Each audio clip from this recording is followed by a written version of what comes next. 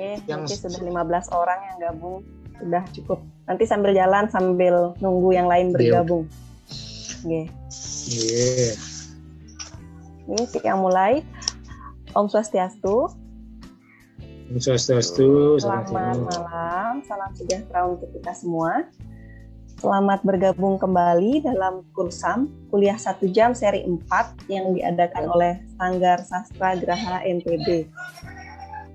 Mohon izin untuk menyapa narasumber kita pada malam hari ini, Acarya Paramananda Munidaksa. Selamat malam, Acarya.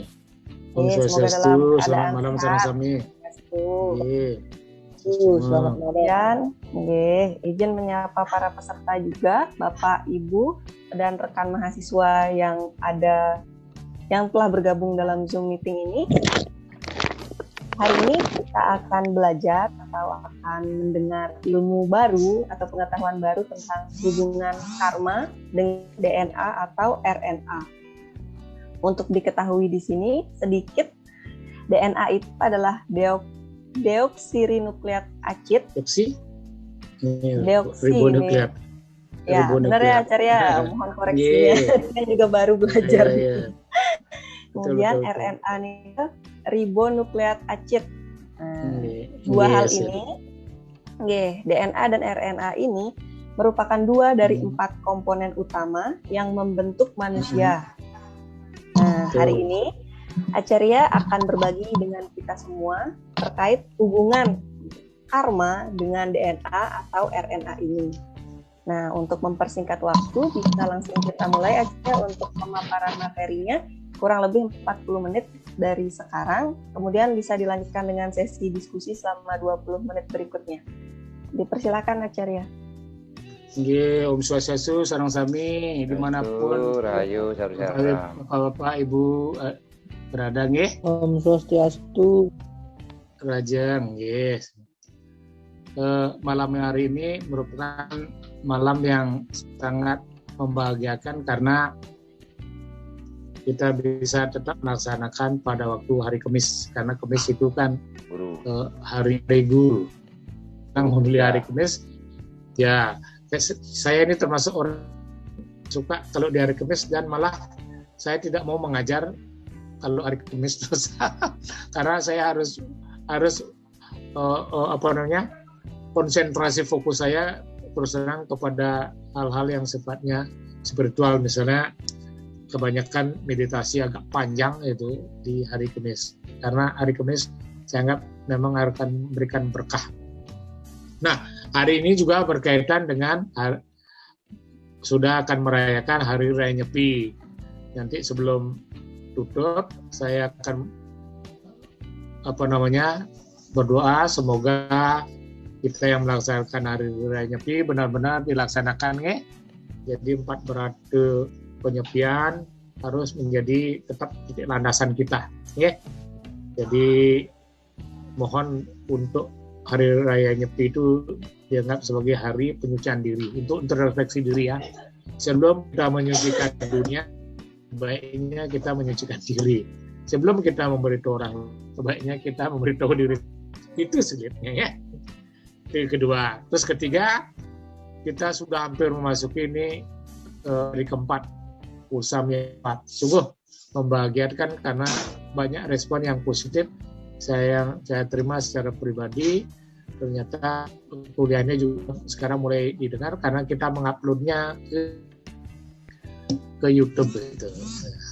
Ya, sih ya pengelola Pak Putu Sugiarto dan teman-teman di. Baik, saya akan memulai pemaparan saya. Mudah-mudahan benar-benar merupakan sinte dari pengetahuan yang sifatnya sains menggabungkan dengan yang sifatnya agama atau spiritual ya. Jadi saya mensintetiskan dan mengkombinasikan antara sains dan agama.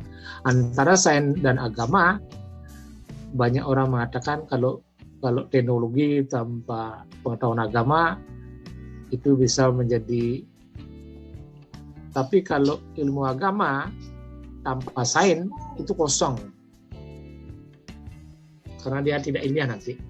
Sebenarnya agama itu sangat objektif dan bisa dibuktikan ya. Nah, begini. Apa kaitannya hukum karma dengan DNA RNA? Nah, inilah penjelasan. Sebenarnya di dunia ini, di alam semesta ini, manusia atau hidup hanya tunduk pada dua hukum. Hukum alam dan hukum karma. Tidak ada orang yang bisa keluar dari dua hukum alam dan hukum karma. Setiap kita merusak alam, alam pasti akan merusak kita. Bentuk dari proses sebab akibat, karena karma itu darikan sebagai atau kausalitas, atau yang disebut hukum sebenarnya, atau dalam istilah kerennya disebut resiprositas. Itu hukumnya timbal balik.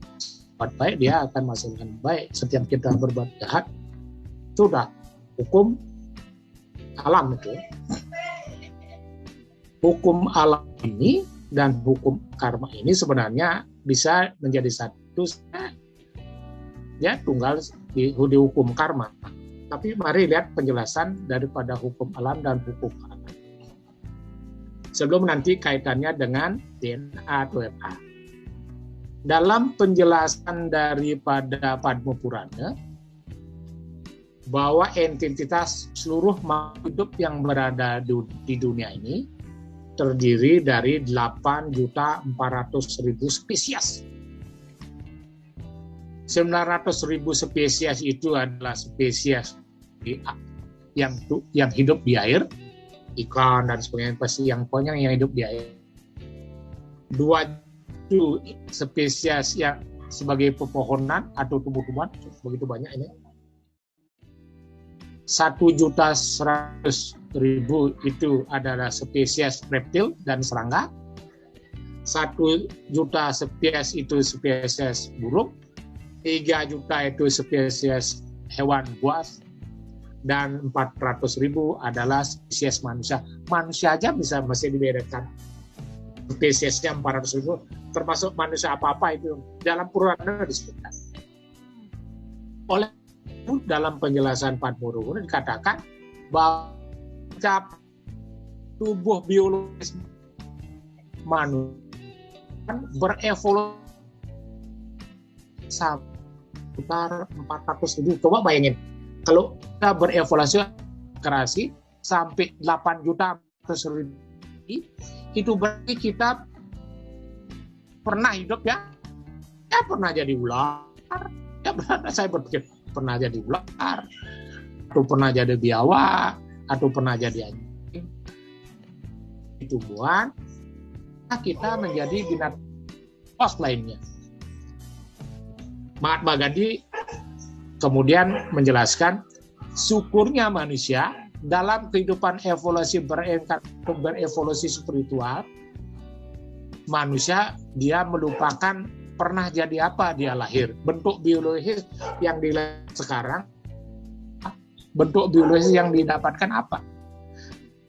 Purana juga, apa yang dilahirkan, bentuk-bentuk biologis yang dihasilkan oleh sekarang, itu adalah bentuk-bentuk evolusi roh yang kita lanjutkan.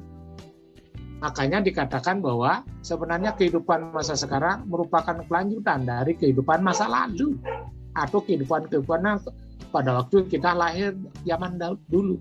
Makanya disebut purwa karma. Purwa itu lalu, karma itu perbuatan masa lalu, atau purwa jadma. Jadma kan manusia artinya sebenarnya dalam bahasa jadma itu berarti kelahiran masa lalu gitu. Jadi tubuh yang kita dapat di manusia sekarang kita bisa hidup dan lahir hari ini, itu akibat dari kehidupan masa lalu. Itu sebabnya dalam Weda kan dibagi karma sancita karma pala, prarabdha kriya mana karma pala. Sancita karma pala itu perbuatan yang dilakukan sekarang.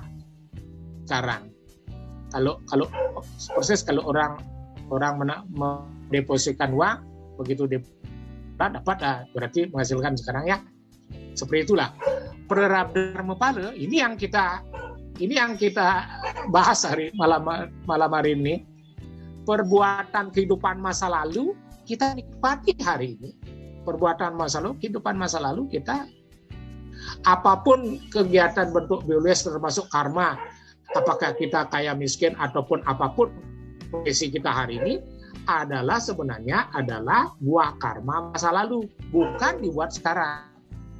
Jadi apapun bentuk biologis yang kita dapat hari ini merupakan bentuk pada waktu dulu. Sekarang hanya tinggal melanjutkan prarabdha karma pala. Biar mengerti dulu. Biar orang nanti merusak berbuat baik. Kan kadang karma itu dia merasa berbuat baik atau sudah melakukan suatu kegiatan besar, tapi dia tidak sesuai dengan keinginannya. Itu sebabnya orang sering kecewa. Tetapi kalau orang benar-benar memahami tentang hukum karma, dia tidak pernah ada jealous, rasa dengki, rasa iri hati, kemudian rasa marah, kemudian rasa kecewa, rasa putus asa. Kalau dia memahami benar konsep karma dengan baik. Nah, dengar dulu lagi pelanjutannya. Setelah prarabdha karma, lah kriya mana karma pala. Perbuatan yang sekarang ini yang belum dinikmati, dia akan berlanjut menjadi kehidupan dan akan dimengerti pada waktu reinkarnasi atau evolusi berikutnya. Dia akan membawa karma-karma sekarang yang nanti akan dilanjutkan pada kehidupan yang akan datang. Itu sebabnya ada orang pinter, tiba-tiba misalnya dia ahli aeronautika misalnya, di penerbangan, ahli matematika, seniman, ahli bangunan, semua dia pinter. Dia pernah ini, tetapi dia pernah belajar masa lalu. Sekarang pintar itu hanya melanjutkan karma-karma masa lalu. Ada orang ahli pengobatan, ada orang ahli dokter, ada yang mencapai profesor, ada yang bahkan menjadi presiden dan sebagainya. Sebenarnya profesi yang didapat hari ini bukan merupakan profesi yang singkat seperti ini. Dia sudah mengerjakan masa lalu. Ya, kita tidak pernah, jangan pernah kita merasa dengki iri hati terhadap orang yang apa yang dicapai hari ini. Karena dia telah mencapai, dia sebenarnya sama dulu dia hanya melanjutkan. Kalau ternyata dia ahli matematika, dia sebenarnya dia tidak belajar hari ini. Kalau dia ahli aeronautika, dia ahli penerbangan. Ahlinya ternyata ahli bisnis, ahli dokter dan sebagainya. Ternyata dia pintar sekali. Ingatlah bahwa dia pernah belajar hari ini. Dia hanya misalnya seniman. Pintar sekali semuanya. Luar biasa, padahal dia baru belajar. Setiap manusia membawa potensi karmanya masing-masing karena dia membawa kehidupan masa lalu. Nah, ini yang sekarang saya mau kaitkan sekarang dengan DNA-RNA. Ini persoalannya. Setiap unit kehidupan yang terkecil kan disebut sel. Selnya sebenarnya berasal dari sel tunggal. Kemudian sel ini kan berkembang biak atau bereplika. Berkembang biak yang dari sel tunggal menjadi 2 kan, 2, 8, 16 dan sebagainya. Berarti sel tunggal ini dia. Itu sebabnya makanya dia disebut dia kehidupan menurunkan suatu keturunan atau silsilah yang disebut silsilah manusia, hanya hewan, silsilahnya tumbuhan dan masing-masing memiliki silsilah keturunan. Silsilah itu dalam ilmu modern zaman sekarang ini disebut ilmu genealogi. Gen itu plasma pembawa sifat-sifat keturunan. Ilmunya disebut genealogi. Silsilah keturunannya, silsilahnya disebut genogram atau genososiogram. Itu. Dari sel-sel tunggal ini dan bereplika menjadi banyak. Padahal di dalam sel kan ada nukleus sel. Nah, di dalam nukleus inti sel atau sel tunggal inilah sebenarnya rahasia kehidupan masa lalu. Makanya di dalam sel itu terdapat terdapat dia semacam suatu kehidupan yang merupakan rahasia terbesar dari kehidupan kita masa lalu. Perbedaannya dia ibarat sebuah flash disk. Kalau flash disk, kalau kita ngetik dan sebagainya, kemudian disimpan dalam flash disk. Persis kita. Dalam kehidupan kita, dalam tahap-tahap kehidupan kita, setiap langkah, setiap detik itu kan tersimpan dalam sebuah memori. Memori yang maha besar, yang disebut sebagai sophisticated computer, yang menyimpan seluruh file kehidupan masa lalu. Nanti kalau kita meninggal ya, makanya dalam Bhagavad Gita kan, Jadma meritu, Jara wiyadi. Jadma itu lahir, meritu meninggal, Jara itu usia tua, dan wiyadi sakit. Jadi siklus kehidupan ini dari lahir, Jadma, kemudian usia tua, Jara, wiyadi sakit-sakitan, kemudian sampai meritu meninggal, merupakan siklus kehidupan yang harus disadari oleh setiap manusia. Jadi seluruh kehidupan masa lalu tersimpan ya, namanya DNA atau RNA. DNA ini kan diterjemahkan sama dengan gen. Deoksiribonukleat tambah RNA atau riboksinukleat. Lalu ini kan sebenarnya komponen dari protein. Padahal basis kehidupan seperti tadi Bu Indah mengatakan, sebenarnya manusia ini, semua kehidupan itu hanya terdiri dari 4 komponen. H, N, O, dan C. Jadi setiap orang yang lahir terdiri 1 kilogram sel sama dengan 1 kilogram berat badan sama dengan 1 triliun sel. Kalau berat badannya 60 kg, berarti dia memiliki sel 60.000 triliun. Padahal selnya tunggal, tetapi memiliki fungsi yang sangat berbeda antara komponen-komponen seluruh organ tubuh manusia. Itu hebatnya. Padahal selnya tunggal. Dia ada di komponen seluruh sel-sel seluruh tubuh manusia. Pertanyaannya adalah, jika manusia itu hanya terdiri dari DNA, RNA, maka pertanyaan yang paling besar adalah, siapa yang memberikan kehidupan terhadap DNA, RNA? DNA, RNA ini kan baru komponen material. Tapi siapa yang memberikan kehidupan? Kalau di DNA atau nukleus sel itu terdapat DNA, DNA ini dah yang menyimpan informasi yang kadang-kadang sifatnya disebut dormant, belum aktif. Tetapi dia menyimpan rahasia seluruh kehidupan komponen yang sama sekali. Kadang-kadang dia belum aktif. Sama dengan begini. Sama dengan berpikirnya begini. Hampir semua mengatakan bahwa kecerdasan kita ada di otak. Kalau kecerdasan benar ada di otak, pertanyaan saya adalah, kalau otaknya misalnya terjadi kecelakaan, ya, rusak misalnya, atau terjadi Alzheimer misalnya, atau misalnya stroke, rusak nih komponen otak, kemana larinya kecerdasan? Otak itu adalah organ, material dia. Sedangkan kecerdasannya di luar komponen organ. Meskipun kecerdasan kan dikatakan di otak, tetapi otak dan kecerdasan kan berbeda. Sama dengan DNA tadi. DNA itu gen. Gen itu menyimpan rahasia kehidupan kita masa lalu. Nanti kalau kita meninggal, ide betara yamu ini tidak perlu tanya kamu kemari, dia cukup ambil flash disk-nya. Persis kayak kata flash disk, apa yang kita simpan? Ya kan?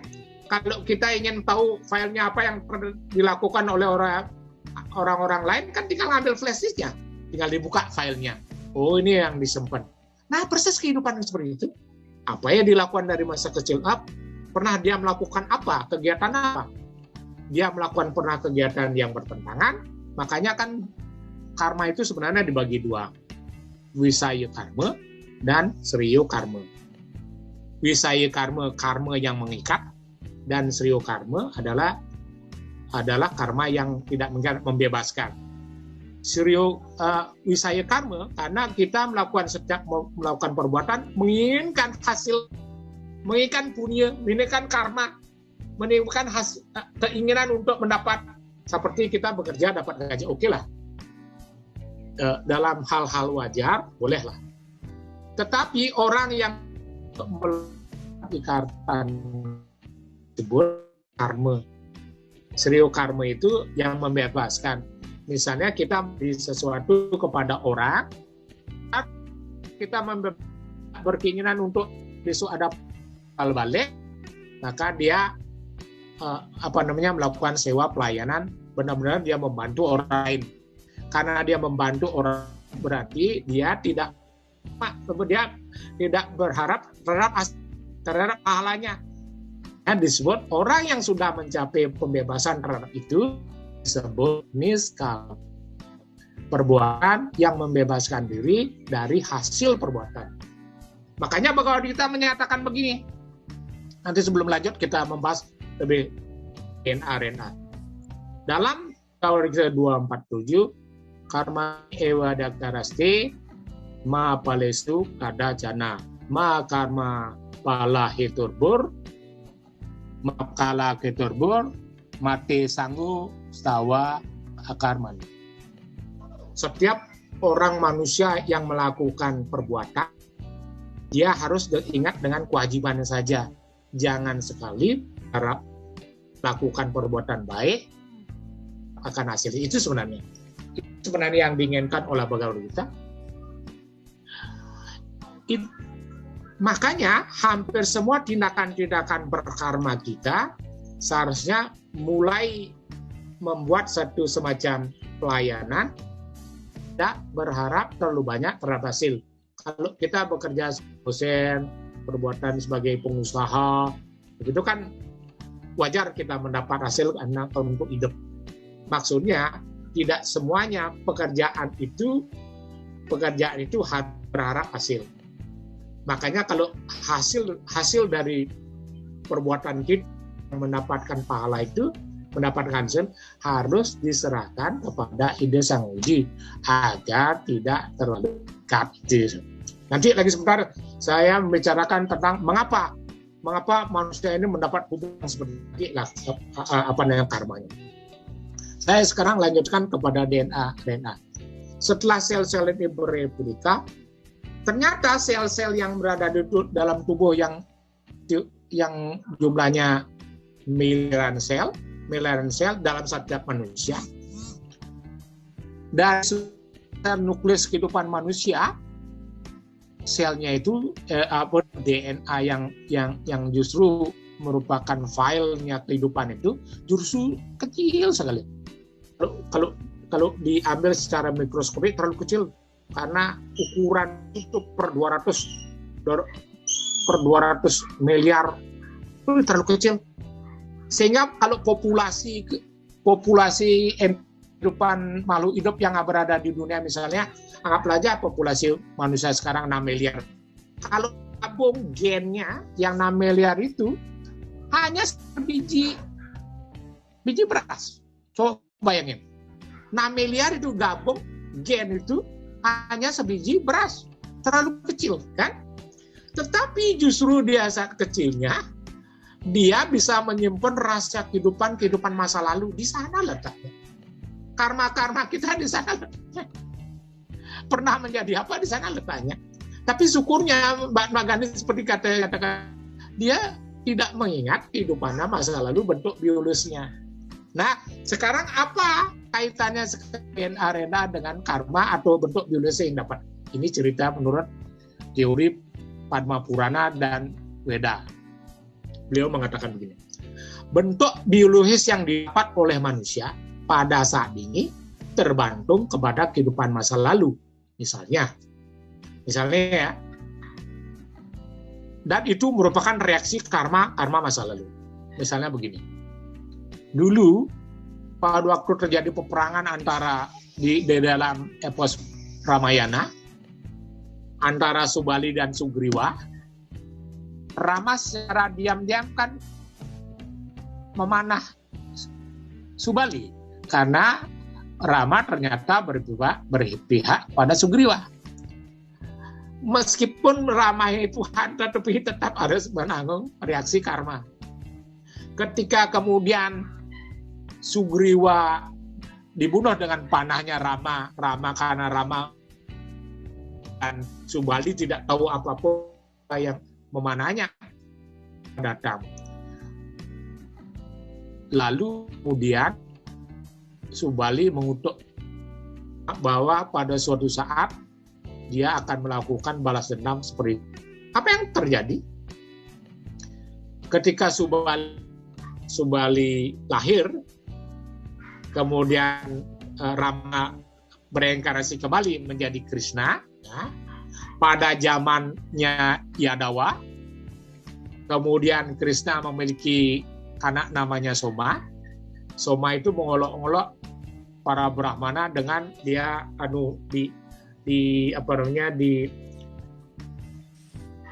dia bantalnya dipakai, udah kelihatan hamil di perutnya, ditaruh bantal, kemudian ditutup, kemudian dia menghadap para Brahmana untuk menguji Brahmana.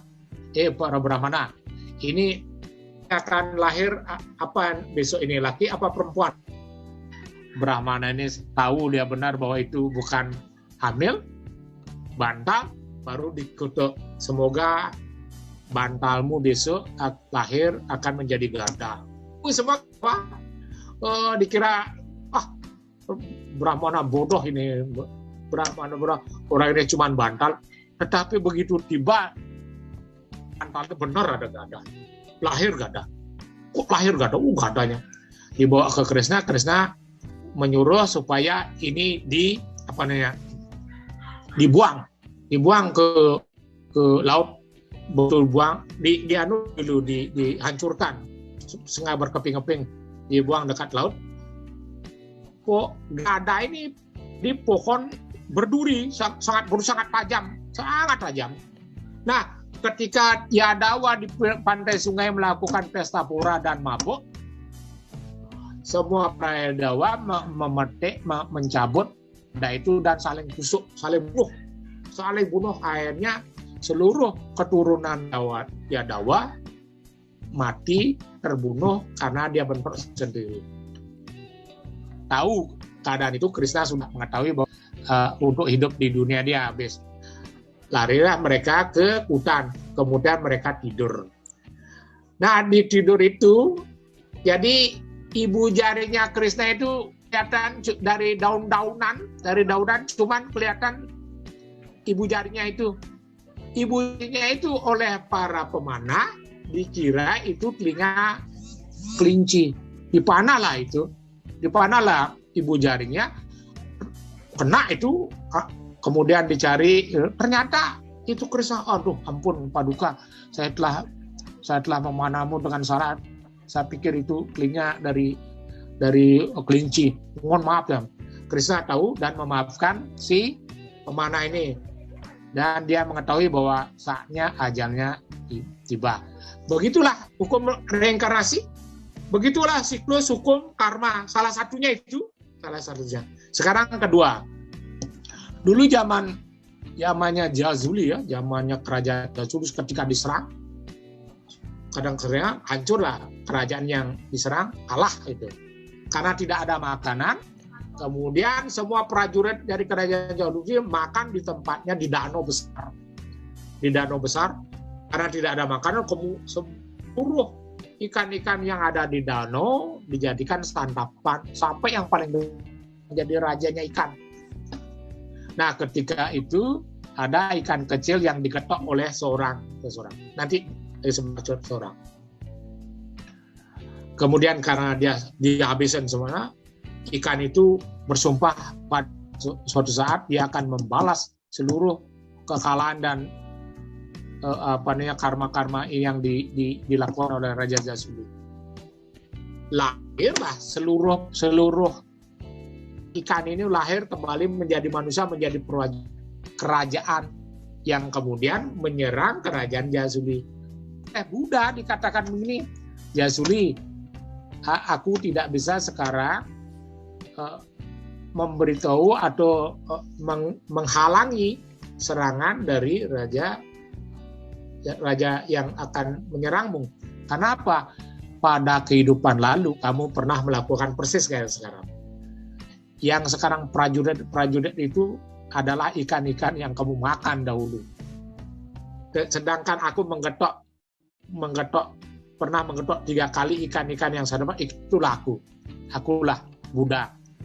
Itu sebabnya pada waktu itu kepalaku sakit sampai 3 hari. Jadi hukum itu semua bereaksi. Hukum-hukum itu menyebabkan kita lahir. Nah, kelahiran ini seperti saya katakan itu tergantung pada karma masa lalu. Oleh karena itu, karma itu sangat tidak bisa diwariskan kepada anak-anak kita. Misalnya, hal yang tidak bisa diwariskan, yang bisa diwariskan kepada anak-anak keturunan kita adalah hanya berupa barang material, bukan warisan misalnya wajah pertama, tidak bisa diwariskan. Wajah mirip-mirip, tetapi hanya mirip. Orang kembar pun memiliki kemiripan, tapi tetap tidak sama. Sama dengan tiap manusia pasti memiliki organ-organ tubuh yang jelas, memiliki mata 2, telinga 2, lubang telinga 2, mulut 1, kemudian di anus 1, kemudian di kelamin 1. Semua sama. Tetapi persoalannya adalah bahwa bentuk yang didapat telinga, mulut, mata, termasuk wajah ini semua berbeda. Orang kembar pun, semirip-mirip orang kembar pun, dia memiliki sesuatu yang berbeda. Wajah ya, satu wajah. Sifat atau karakter tidak bisa diwariskan. Misalnya kita sifatnya baik hati, belum tentu diwariskan. Karena itu warisan sifat, bukan warisan material. Yang bisa diwariskan rumah, tanah, ya, mobil, kekayaan, uang, deposito dan sebagainya. Ya, pokoknya yang berupa material. Tetapi yang berupa sifat, karakter, dia membawa 2 sifat. 3 hobi atau bakat. Tidak mesti hobi bakat bukan karena keturunan, bukan karena DNA, tidak ada hubungannya. Tetapi dia berpotensi. Misalnya begini, mengadakan sebenarnya tempat tidak memberikan reaksi terhadap apapun yang dilakukan. Misalnya begini, orang judi misalnya, di suatu tempat berjudi. Kalau kita tidak memiliki berjudi, maka dia tidak akan dalam berjudi meskipun di tempat itu. Karena dia tidak punya potensi, tidak punya bakat berjudi meskipun dia berjudi. Itu sebabnya kalau dia terlibat berjudi karena dia punya potensi judi. Itu hasilnya. Ya kan? Kalau misalnya berjudi, misalnya minum alkohol, apapun, di tengah merokok dan sebagainya, kan seperti itu ya. Kalau dia tidak memiliki potensi itu, bahwa meskipun dia ditaruh di tempat itu, jadi waktu atau tempat tidak berpengaruh. Meski yang penting adalah tidak memiliki potensi seperti itu. Terlibat korupsi, kalau tidak punya potensi untuk korupsi, dia tidak korupsi. Ya. 4 adalah masa depan atau profesi. Tidak ada kaitannya dengan profesi bapaknya misalnya profesor, anaknya profesor. Bukti belumnya anak-anak petani sekarang, anak-anak yang kurang cerdas, tidak berpendidikan, justru anak-anaknya semua presiden. Semua presiden kita kan bapak ibunya pendidikan rendah. Nah, ya nggak ada anak kulit miskin, tidak terlalu kaya, kemudian dia bisa kok bisa jadi presiden. Berarti profesi sama sekali bisa diwariskan. Karena apa? Jawaban saya cuma bahwa semua manusia yang hidup membawa karmanya masing-masing, gitu. Itu aja jawabannya. Karma tidak bisa diwariskan kepada anak cucu kita, dia diwariskan kepada orang itu sendiri. Itu sebabnya karma itu disebut sistem kausalitas, kan? Jadi kausalitas, barang siapa yang berbuat, dia yang menanggung sendiri, tidak bisa diwariskan. Nah, lihat ini, bahwa kemudian karma ini hampir semua yang dilahirkan itu oleh kita dalam sistem keturunan kita disebut bersel tunggal ya. Kan sebenarnya yang dimaksud bersel tunggal, siapa yang menurunkan keturunan pertama? Dalam konsep itu perspektif Hindu disebut Swayambhu Manu. Karena yang pertama dilahirkan sebagai orang yang akan menurunkan manusia disebut Manu. Itu sebabnya keturunan disebut manusia. Kata manusia yang punya sesana. Oke lah. Tapi sebenarnya Manu itu yang memiliki karakter yang baik sebenarnya. Itu sifat baik ini harus tumbuh pada manusia. Kompendium hukum pertama yang ditulis pada waktu zaman itu disebut kompendium hukum Hindu atau yang disebut Manawa Dharma Sastra ya, atau disebut kompendium hukumnya Manu karena yang membuat pertama adalah Manu. Swayambhu Manu dianggap merupakan keturunan pertama dari umat manusia yang perempuannya disebut Satwa ya, di wanita kan persis konsep Adam dan Hawa. Swayambhu dan Satepura namanya, jadi yang wanita Manu dan Satepura kemudian menurunkan dan disebut keturunannya manusia. Makanya ada silsilah manusia. Padahal komponen kita kan komponen entitas seluruh kehidupan manusia kan terdiri dari 3. 1 tumbuhan, 2 hewan atau binatang, 3 manusia. Hanya itu.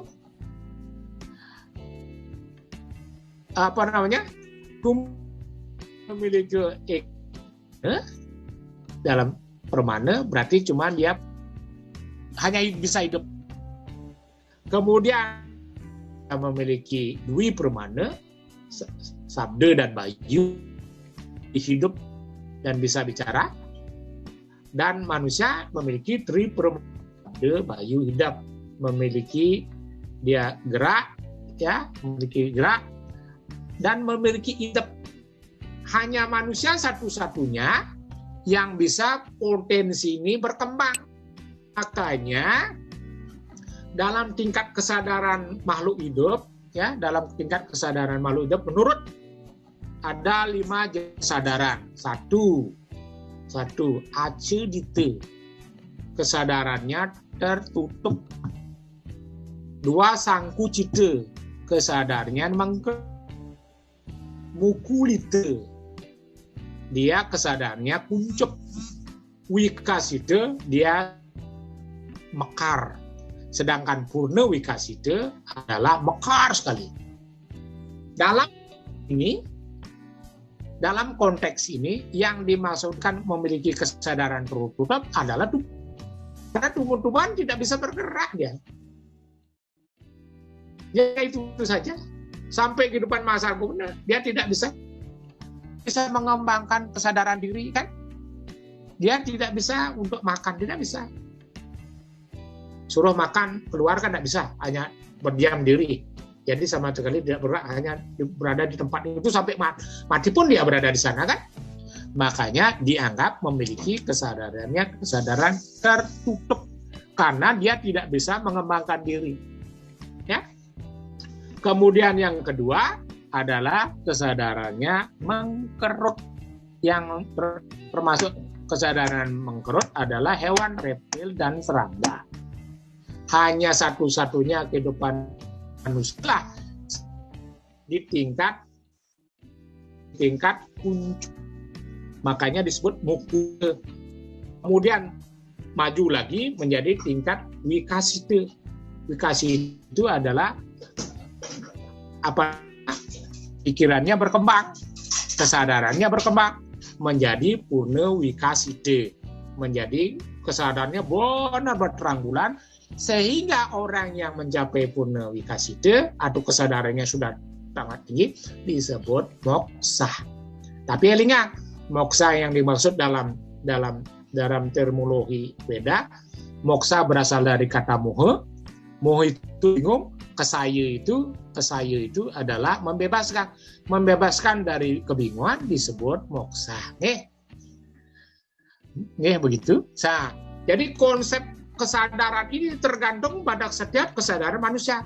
Salah satu menjadi alasan kenapa kita hidup karena kita melanjutkan karma-karma buruk masa lalu. Bukti kita hadir, eksistensi kita hadir pada saat ini, sebenarnya kita melanjutkan karma-karma masa lalu. Persoalan apakah dengan kehadiran kita hidup di dunia mau memperbaiki diri atau tidak, tergantung sekarang kesadaran kita. Oleh karena itu saya cuma berharap supaya kesadaran itu harus menjadi tumpuan bahwa diberikan kita kesadaran, makanya orang manusia mampu memperbaiki diri.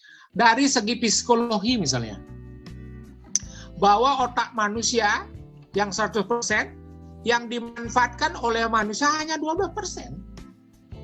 Itu 12% sudah sangat cerdas, sudah mencapai IQ sekian, EQ, SQ sekian. Berarti potensi yang dapat 40% masih masih tidak dipergunakan. 80% kecerdasannya makanya kadang-kadang disebut dorman, tidak dipakai. Kalau dia dipergunakan ini semampu, makanya disebut blossom. Blossom itu berkembang biak dan mekar sekali, berkah dan sebagainya. Makanya disebut moksa. Orang yang moksa sebenarnya dia menggunakan seluruh kesadaran, potensi kesadaran sampai 100%. Jadi 100% semua kekuatan komponen yang di otak itu digunakan. Tetapi ingat bahwa otak dengan kecerdasan adalah sesuatu yang berbeda ya. Otak itu adalah organ tubuh, kecerdasannya berbeda. Kalau dia melakukan misalnya kematian misalnya atau otaknya rusak, mengalami Alzheimer, otaknya mengalami kecelakaan, atau misalnya dia stroke dan sebagainya, berarti otaknya kan rusak. Kecerdasan kemana? Ternyata kecerdasan itu ada di komponen seluruh sel, ya, dan itu berada di DNA dalam tanda bersamaan atau bersamaan dengan gen atau genetika. Genetika ini menyimpan seluruh informasi kehidupan masa lalu. Elingang niki. Makanya orang meditasi ke dalam sebenarnya dia disuruh untuk mencari kehidupan masa lalu. Fokusnya ke dalam, mencari inner, jadi ke dalam. Dia sebenarnya mencari informasi yang melekat di dalam tubuh, kan? Ya, jadi dalam tubuh. Jadi basis dari kehidupan kan hanya terdiri dari 3. Menang kalah, untung rugi, duki sama ketua, jaya jayau, laba labau. Terimalah yang kamu hasilkan, untung atau rugi, menang atau kalah, atau suka dan duka. Karena kejadian manusia kalau bisnis berarti untung rugi, kan? Kalau di penderitaan ya suka duka, ya. Kalau dia melakukan perlawanan terhadap murid, menang kalah, cuma itu aja. Suka duka sama ketua, laba labau, jaya jauh, basis seluruh pada kehidupan itu mana letaknya. Makanya satu unit sel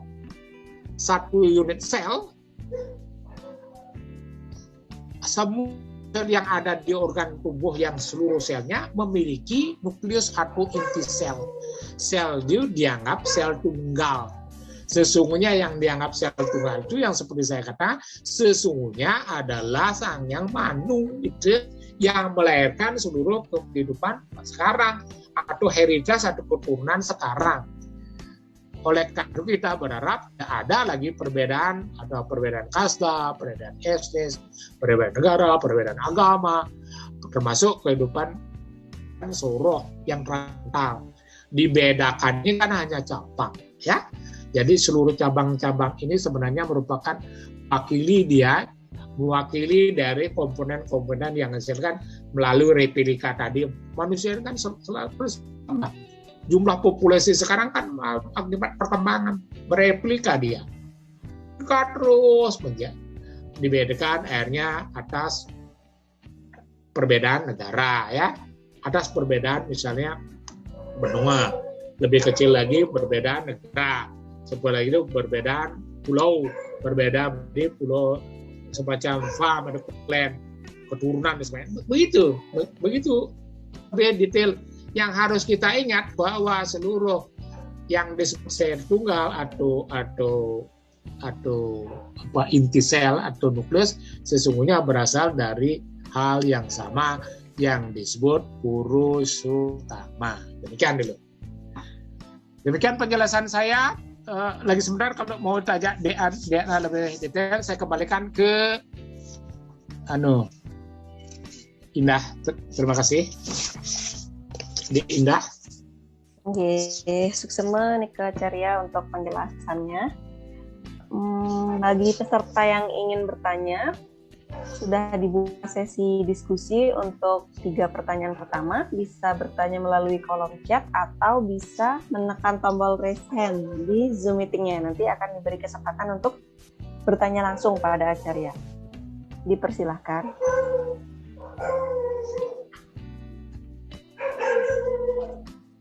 Mungkin pertanyaan pertama dari Tiang, boleh Acarya? Boleh, terus. Yeah. Boleh kok. Terima kasih kesempatannya. Sambil menunggu pertanyaan yang lain. Jangan sulit-sulit ya. Mungkin pertanyaannya mendasar tapi membingungkan. Jadi dulu waktu zaman Tiang sekolah SD atau SMP gitu, Tiang pernah dengar penjelasan dari guru itu bahwa moksa itu artinya kebebasan dari hal yang duniawi gitu. Karena tadi Acarya bilang moksa itu artinya kebebasan dari kebingungan. Nah, kalau misalnya kita anggap moksa itu adalah kebebasan dari duniawi, bagaimana itu bisa mencapai moksa, sementara jika kita berperilaku baik atau buruk pun itu masih menentukan atau masih bergantung pada nasib kita di kehidupan yang akan datang gitu. Jadi kan secara tidak langsung dia akan berlanjut terus, baik atau buruk karma yang kita lakukan itu juga yang kita dapat di kehidupan yang akan datang gitu. Jadi saat bagaimana kita bisa benar-benar lepas dari duniawi dan mencapai moksa gitu. Iya. Ini ada dua basis saya mau menekankan lagi tentang peristiwa ketidaksetujuan saya tentang kelahiran. Lagi sebentar pembahasan bagus ini. Begini.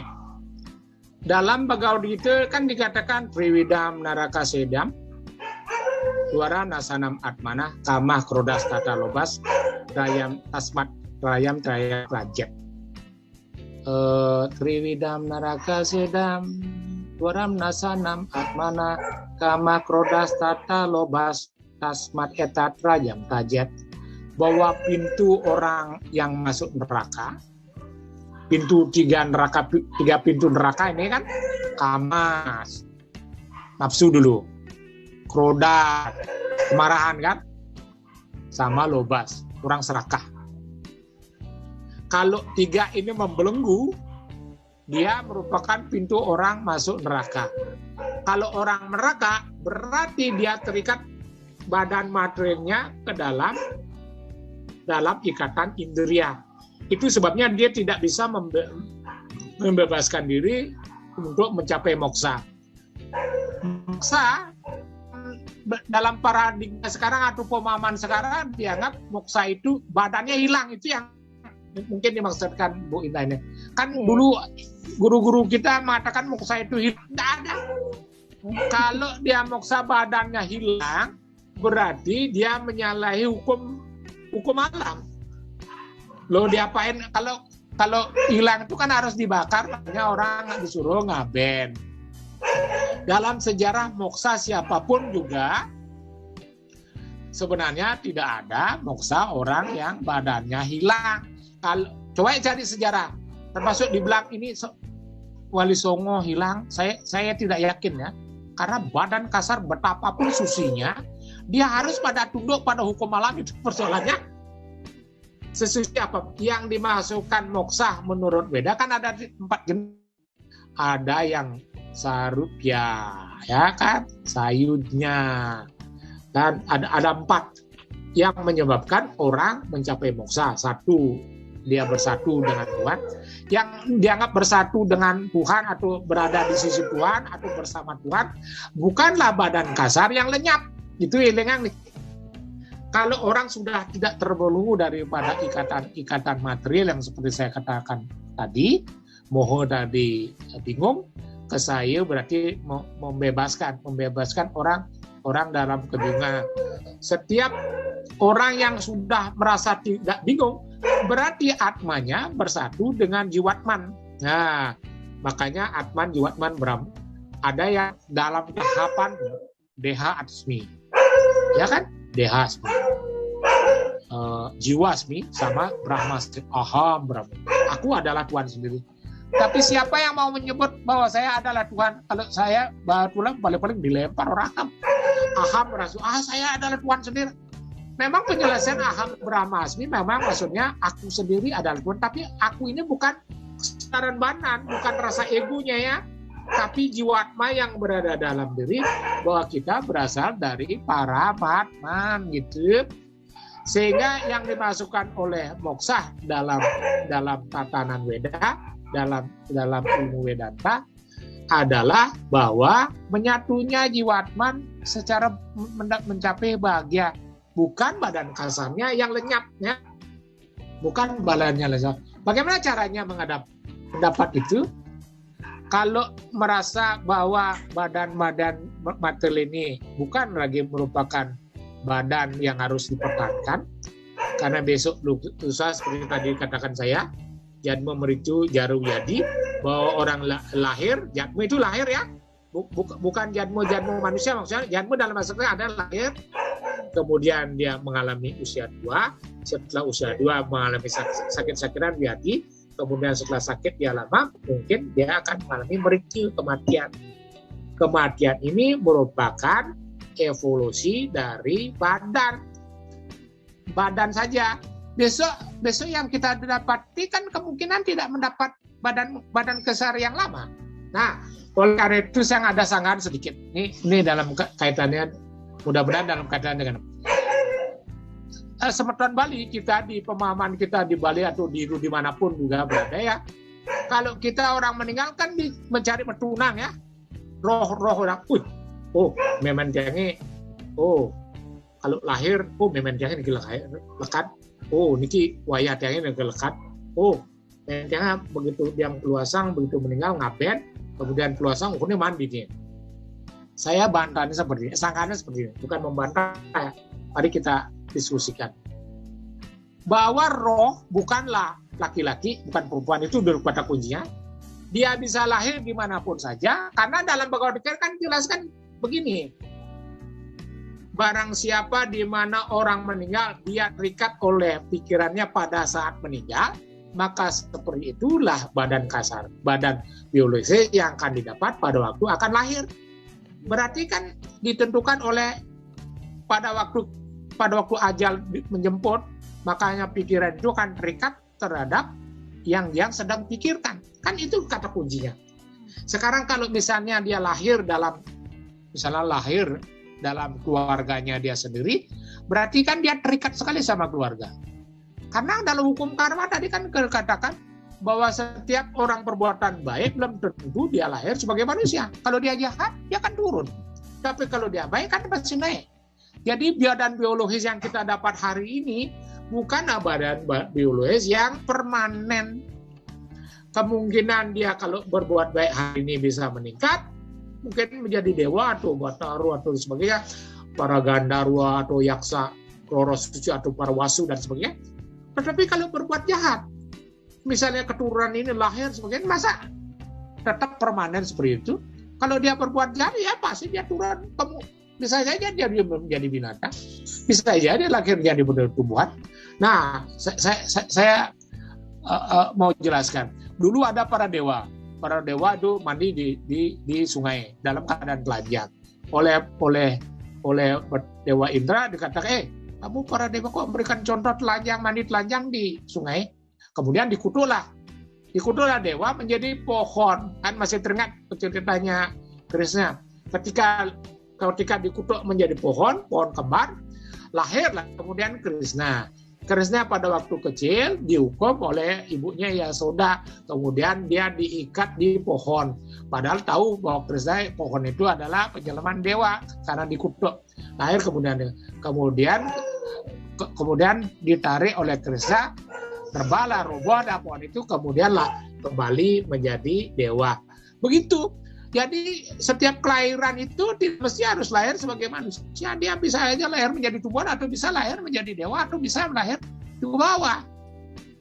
Kemarin waktu Bhagavad Gita kan saya jelaskan bahwa sebenarnya dalam alam semesta ini terdiri dari 14 planet yang naik ke atas berbuaswah mahajana tapasatya, yang ke bawah tale, atale, sutale, rasatale, witale, dan patale. Jadi kalau dia berbuat baik pasti naik.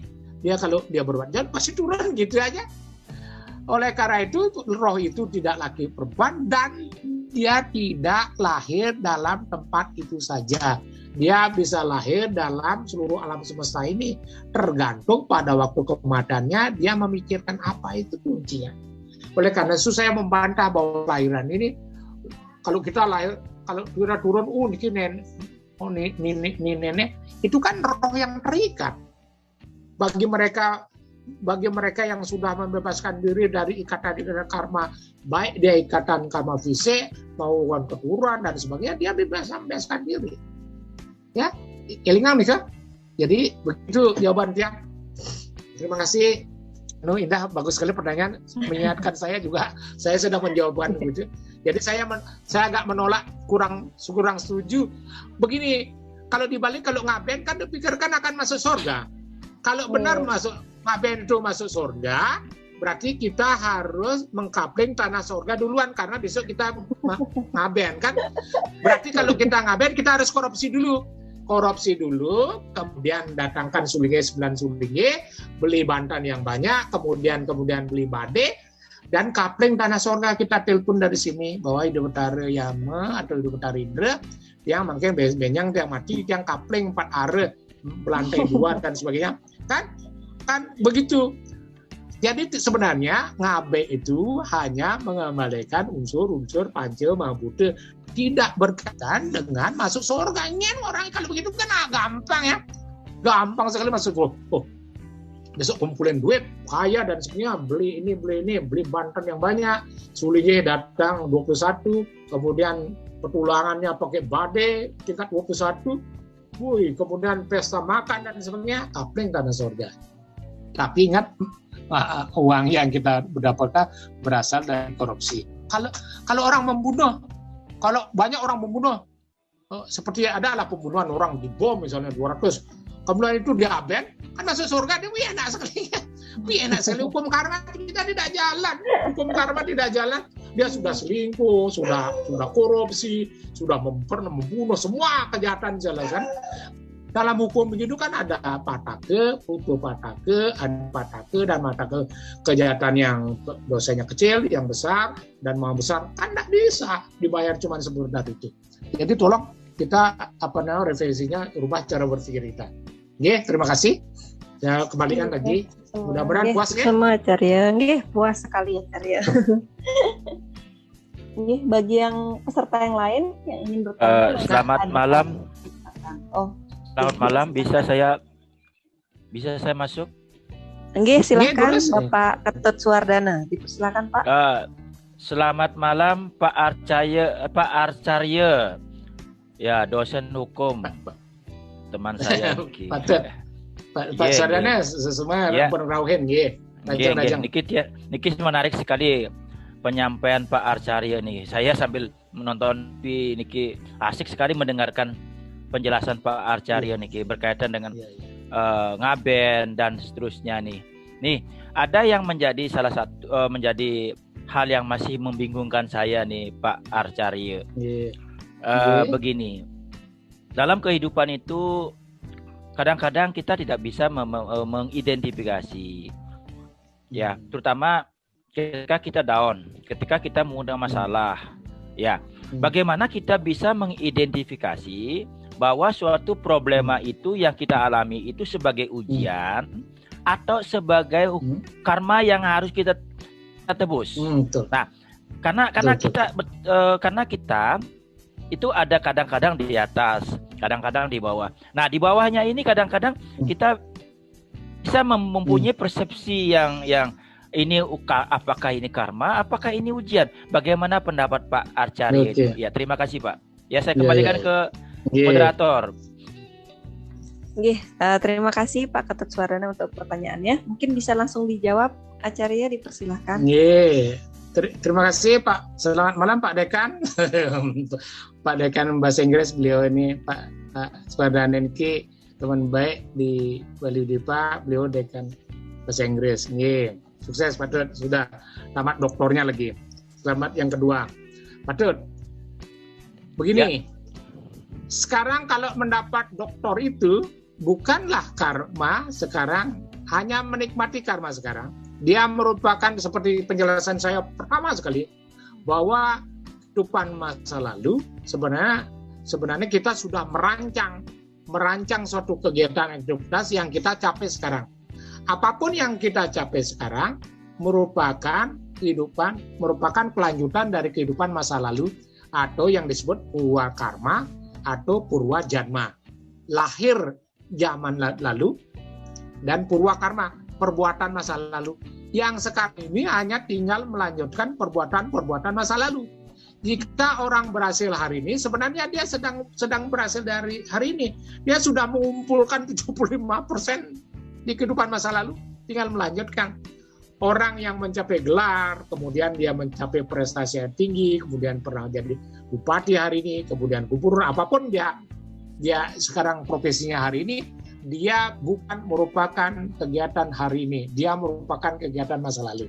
Nah, apapun yang didapat juga merupakan akibat daripada perbuatan masa lalu, sehingga dia perbuatan hari hanya menikmati perbuatan karma baik masa lalu. Nah, saya syukur Pak Swadane nanya begini. Jadi yang tidak bisa diwariskan tadi seperti 4 hal tadi, wajah, sifat, profesional dan hobi. Buktinya begini. Kalau kita mendapati misalnya kabar buruk atau yang menimpa kita, jangan serta-merta menyalahkan persoalan itu. Kita harus berefleksi, kalau saya difitnah hari ini, saya dulu pasti memfitnah karena karma itu harus netral kembali, dia harus bayar itu. Kalau dia difitnai, dijelekan, kemudian mendapat hal-hal buruk, berarti kita pasti pernah melakukan hal yang sama, tetapi tidak tahu kapan. Itu persoalannya. Tetapi yang jelas bahwa dia terbungkus di dalam yang namanya file yang disebut dalam hal ini sekarang disebut genetika. Karena nukleus inti sel itu menyimpan kehidupan masa lalu, informasi masa lalu. Sayangnya kita tidak mengetahui komponen apa yang terdapat di dalam informasi gen tadi. Makanya orang tidak boleh putus asa, merasa marah, merasa dia dicokoki dan sebagainya. Kalau kita menghadapi yang kita tidak inginkan, ya kan? Misalnya, kan kadang-kadang manusia karena putus asa marah, bingung, kemudian dia merasa kecewa karena dia tidak sesuai dengan takdirnya. Kalau menghadapi seperti itu, maka harus dikembalikan. Pasti ada sesuatu, something wrong. Karena Bapak Dekan Bahasa Inggris, saya pakai something wrong. Ada sesuatu yang salah. Berarti kita sebenarnya disuruh introspeksi. Karena hukum karma itu hukum sebab akibat dan merupakan resiprositas timbal balik. Berarti kita pernah melakukan kesalahan yang seperti itu. Makanya kita harus bayar hari ini. Dia persis deposito. Kalau kita menanam yang baik, depositonya besar. Kalau dia depositonya kecil, dia dia tabungannya kecil. Persoalannya adalah mampukah kita menerima yang namanya secara terbuka. Makanya orang bilang syukur. Kalau orang Bali agat batas nedan ada batas nedan tabrak ke anu retak pian tuh sirahnya kena kayaknya dia begitu dia meninggal agat matian gitu bahkan semua terbagat. Kata agat sebenarnya merupakan kata bersyukur. Saya bercerita sedikit tentang karma ini. Ini bagus sekali ini untuk suatu hari seorang raja punya namanya Perdana Menteri yang sangat luar biasa cakapnya. Setiap ada persoalan, menterinya bilang itulah yang terbaik buat kita. Raja mengatakan kenapa terbaik ya? Pokoknya setiap segala sesuatu yang dilakukan orang itulah yang terbaik buat masing-masing orang itu. Suatu hari ini raja ini berangkat ke hutan, kemudian dia mendapat buruan berupa kijang. Karena beliau ini ingin memasak sendiri, buatlah racikannya sendiri kijang ini. Apa yang terjadi? Karena dia meracik permen, dia kena, kemudian itu kelingkingnya sampai putus. Lapor dia raja ini sama Perdana Menteri. Saya tadi memasak sampai terputus. Perdana Menteri mengatakan, Tuanku Raja, itulah yang terbaik buat Tuanku Raja. Ada putus kelingkingnya ini, raja merasa marah. Kamu kok putus kelingking itu yang terbaik? Akhirnya dia dijebloskan di penjara. Prajurit jebloskan prajurit. Saking prajuritnya merasa malu, Tuanku Perdana Menteri, Tuanku sampai dipenjarakan. Ya biarkan, itu yang terbaik buat kita. Kok di penjara itu yang terbaik? Pokoknya cepat penjarakan aku. Masuklah penjara. Gitu. Begitu dipenjarakan berarti rajanya sendiri tidak ada yang menemani ke tengah hutan. Kemudian beliau ini ke tengah hutan lagi berburu karena tidak ditemani oleh Perdana Menteri. Masuk. Begitu masuk dia ditangkap karena melewati kerajaan di sebelah, karena melewati batas wilayah. Nah sekarang kan sistem kalau melewati batasnya langsung ditangkap kapal-kapal. Nah seperti beliau ini ditangkap oleh raja raksasa. Kemudian raja ini mau dijadikan tumbal dengan catatan bahwa yang dijadikan tumbal sarana untuk korban itu harus badannya utuh. Tetapi begitu diperiksa badannya raja ini ternyata kelingkingnya putus. Dibebaskanlah raja ini.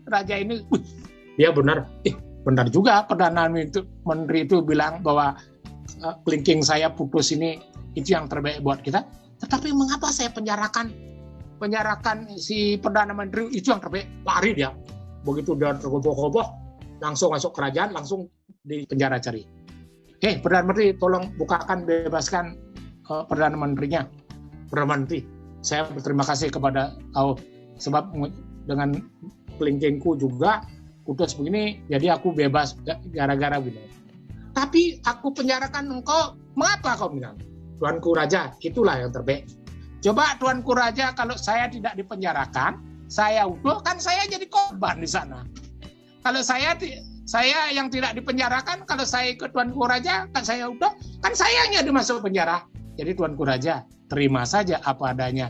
Bahwa karma itu membawa karmanya masing-masing diterima dengan utuh. Pak Sardana, demikian jawabannya. Mudah-mudahan senang. Ya, Bu Indah, terima kasih. Sangat bagus sekali Pak Archarya, sangat bagus sekali. Ya puas sekali saya ya. Sukses semua jadi, Pak. Kalau sekarang Pak Swadana mendapat jabatan ini sebenarnya itu sebabnya saya tidak pernah merasa, karena itulah masing-masing membawa karmanya masing-masing. Itu ya jawabannya. Bu Indah silakan terus. Kalau ada lagi. Semua Acarya jawabannya. Sementara belum ada pertanyaan lagi Acarya, dan melihat waktu nih sudah habis, jadi bisa kita tutup dengan closing statement. Betul. Mungkin dari Acarya sebelum tiang tutup. Dipersilahkan Acarya. Terus ya semua pesan semua semeton sahabat segala yang sudah ikut kumpul berdiskusi dan menyampaikan pendapatnya. Yang penting begini ya, hukum karma harus dimaknai bukan nasib sebenarnya, tetapi merupakan evolusi spiritual. Kalau kita menanam kebaikan, maka secara otomatis di genetika sekarang terjadi evolusi, terjadi semacam kemajuan spiritual dia, rasa bahagia, rasa senang, yang dia terkumpul dengan baik. Komponen-komponen ini yang menyebabkan orang akan mengalami tingkat kesadaran spiritualnya sangat tinggi. Karena ada consciousness, subconsciousness, consciousness, dan super consciousness. Kesadaran ini mencapai yang disebut Sat Chit Ananda, kebahagiaan tertinggi. Kalau orang mencapai kebahagiaan tertinggi, berarti dia mencapai moksa. Sepanjang dia masih lahir ke dunia ini, tanda-tanda bahwa dia harus mengalami atau reward dan punishment-nya, punishment-nya kan lahir kembali ini. Jadi kalau selama masih bereinkarnasi, berarti dia harus masih membayar utang-utang karmanya masa kini, masa lalu, dan masa yang akan datang. Demikian jawaban Tiang, terima kasih. Sukses Acarya. Kepada Acarya dan peserta yang sudah hadir dalam Zoom meeting ini, dengan closing statement tadi, maka berakhirlah sudah Kulsam seri 4 kita pada malam hari ini. Akhir kata, Tiang tutup Acarya, mohon maaf apabila ada kata selama perkuliahan ini. Sampai bertemu di perkuliahan atau Kulsam seri 5 minggu depan hari Kamis. Baik, akhir kata Tiang tutup dengan Paramasanti. Om Santi. Om Santi, Santi, Santi Om. Nggih, sareng sami mohon diri. Rajang semua patut, semua Pak Wayan Sektor, Pak Putu, Bu Indah nggih. Rajang sareng sami yang mohon diri. Nggih, sukses semua.